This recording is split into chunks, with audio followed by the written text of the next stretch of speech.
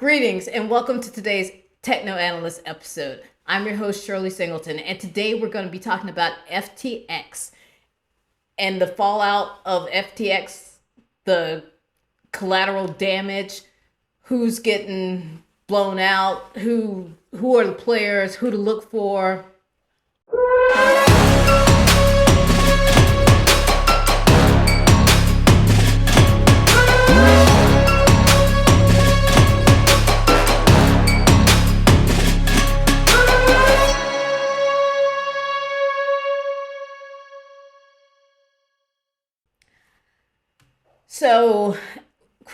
So first off, we're going to go over a quick timeline of what happened on November the 11th of 2022.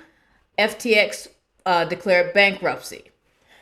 On the 12th, they were hacked.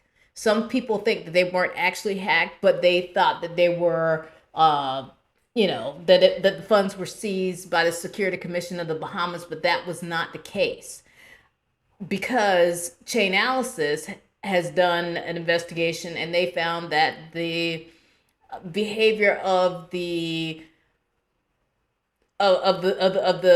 people, of the bad actors with the wallets, is consistent with that of a hack. They sent the money out to other wallets and to it was just consistent of a hack, as opposed to it being the assets being seized by the Security Commissions of the Bahamas. Now, more information has come out about this ongoing issue, about this ongoing story, as it were. The players that we're going to talk about today is Digital Currency Group. And Digital Currency Group is a crypto venture capital firm. And they have over 140 different companies in their portfolio. And some of them are partially or solely owned subsidiaries. And one of those subsidiaries is Genesis Global. And Genesis Global has a capital lending arm that dealt a lot with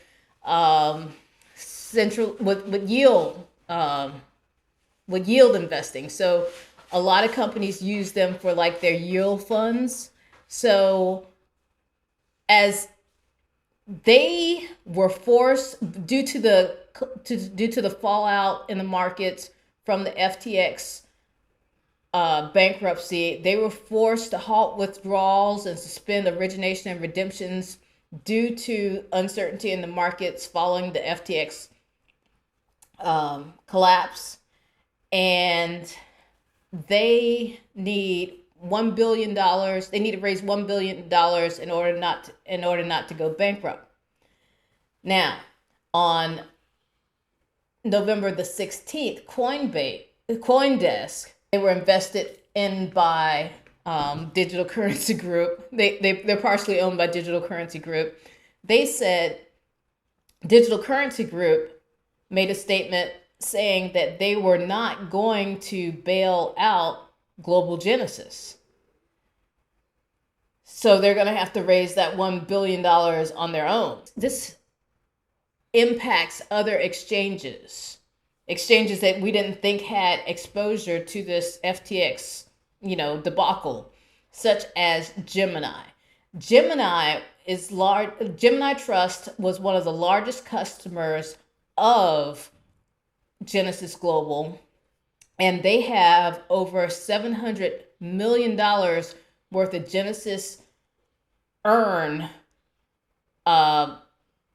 assets that their customers cannot withdraw because of Genesis Global halting, the withdrawal of funds.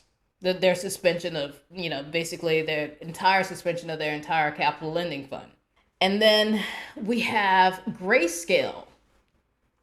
And Grayscale is Grayscale Bitcoin Trust, which is a product that is kind of like an ETF that you can purchase on other exchanges, well, on brokerage exchanges like Schwab or Fidelity.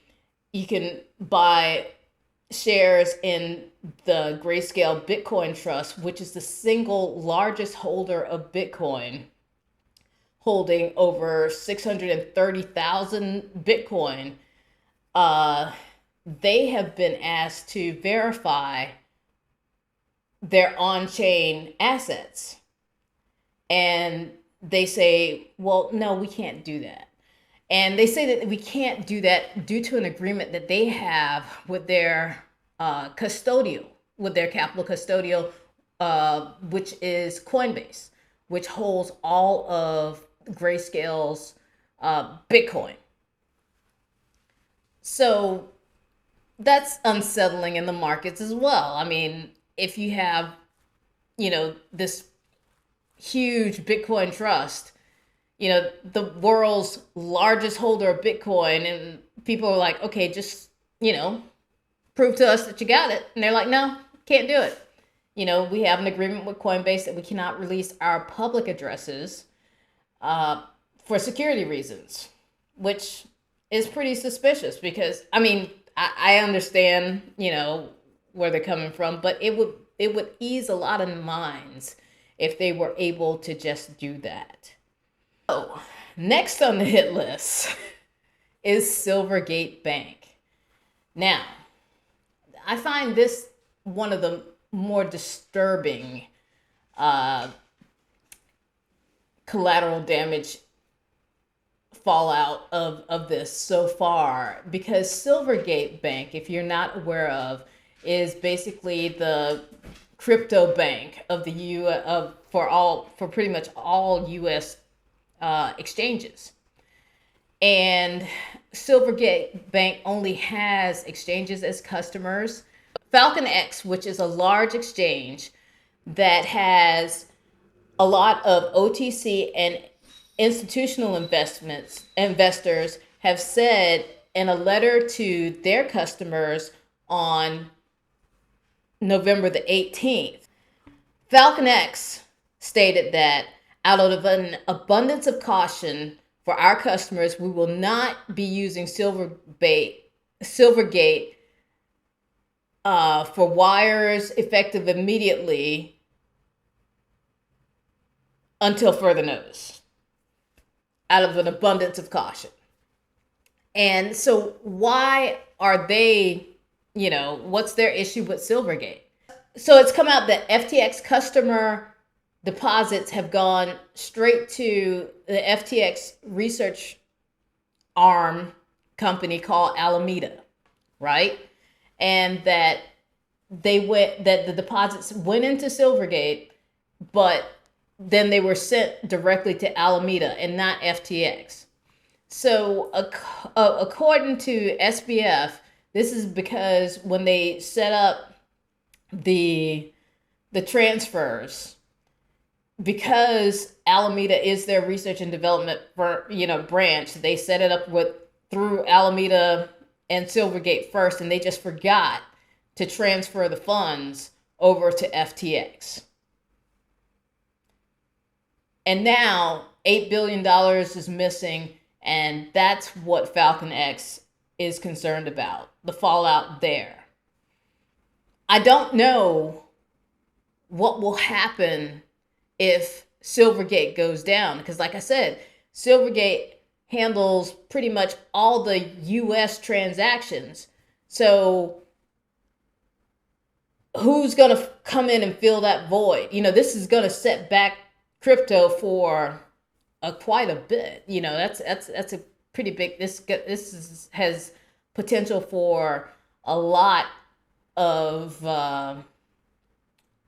not too great happenings for the crypto industry. But as you can tell, there's a kind of a pattern that's developing, that these are all centralized exchanges that we're talking about. We're talking about FTX. We're talking about Gemini. We're talking about Coinbase. We're talking about, and the whole key of crypto, one of the founding things of crypto is that if you don't own the keys, you don't own the crypto. And I think that's very important for investors of crypto to understand. They need to understand the technology behind the assets. They need to understand, the utility of the assets, not just, this is not like going to Charles Schwab and purchasing a stock and just leaving it there and going home at the end of the day. When you purchase crypto on these centralized exchanges, as a crypto investor, you should then transfer, if you're not actively trading crypto on exchange, you should move those assets to your personal wallet that you own the private keys to. And I think that's very important for all investors to know and to understand. And if we take a look at what Charles Hoskinson, the creator of Cardano and the co-creator of Ethereum, has to say about this, he says, crypto didn't fail. People failed. People in positions of trust. At the end of the day, as much as we'd like to believe in principles of cryptocurrency, this had everything to do with people putting their money in centralized exchanges and organizations and trusting centralized businesses to do something on their behalf. And that's, that's it at the end of the day. As a crypto investor, who I've been investing in crypto for quite some years now, I believe in crypto, in the thoughts and the ideas and the philosophy behind cryptocurrency. I have most of my currency in private wallets. I think that this market correction, this is indeed a deep market correction, and this goes beyond this. I've seen crypto winners before, and this is indeed a crypto winter. And we've seen things like corrections before, and I think that this is just a part of growing a healthy ecosystem. I think that over the next 3 years, 2 to 3 years, we'll see the market recover, and I think that it'll be stronger for it. But at this time, I think that the best thing to do is hodl. Looking at my technical analysis, I can see Bitcoin going down as low as, or finding support at 12,500. Until then, like I said, caveat emptor, let the buyer beware. But this is definitely a risky market and something that you need to understand fully before investing your money. But I'm looking forward to hearing what you have to say about it. And if you find this on YouTube, make sure that you comment, like, and subscribe. But if you don't even like and subscribe, I'd like to hear what you have to say about this FTX situation. And if you find this podcast on your local podcast group, I'll leave a link in the descriptions to a community page where if you want to leave a message, to tell me what you think, I'd love to hear from you. And I look forward to talking to you in the future, and have a great day.